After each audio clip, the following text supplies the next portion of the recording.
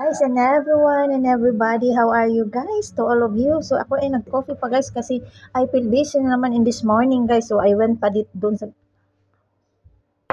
galing ba ako sa kabilang park guys. Namili ako guys. As you can see. Sorry. Pinagbili ko guys. Of course. At nag-crave din ako nung nakita ko to guys. Oh, ang cute niya. Tag 10 peso, tatlo guys. Matagal na kasi ako hindi nakakain yan guys. Parang sabi ko gusto ko man magkain ng dried fish. Oh, shout out dyan sa mga paborito ba yan? Ako bihira lang din ako niyan magkain guys kasi hindi din tayo pwede siguro magpalaging ganyan no kasi baka magsakit ang hawak ba natin guys. Maalat din kasi yan guys no. So once in a blue moon lang talaga tayo magkain din yan guys. Pag mag-crave lang ba tayo guys? Hirap na guys. Maalat. So kayo dyan, magkape na.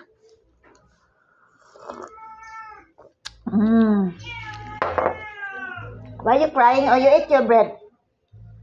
Miming, crying. Papansin guys. So mag-coffee na din kayo dyan sa mga hindi pa nakapag-coffee. So yun ang update ko in this morning guys. Na-busy ako doon. Galing ako doon sa kabila, no? Kahit medyo mainit guys. Galing ako doon. Kaya pinawisan pa tayo ng maraming singot doon. Naglakad. Kahit nagpayong tayo, mainit na din. Morning pa guys.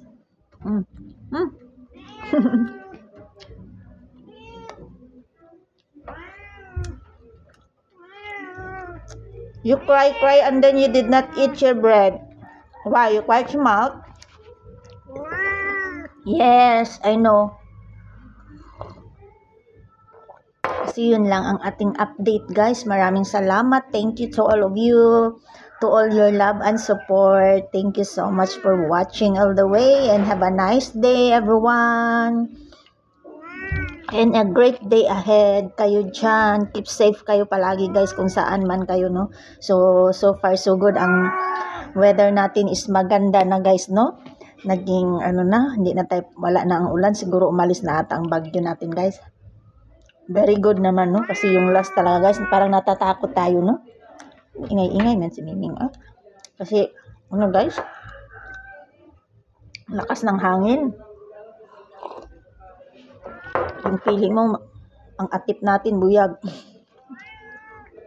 So, thankful kasi wala na siya, umalis na ata, tapos na guys. So, yun lang update natin guys. Keep safe palagi at ingat kayo guys. Amping kanunay, mga kabisayaan natin diha, mga higala.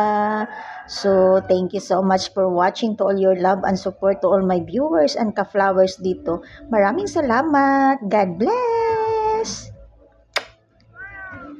See you next.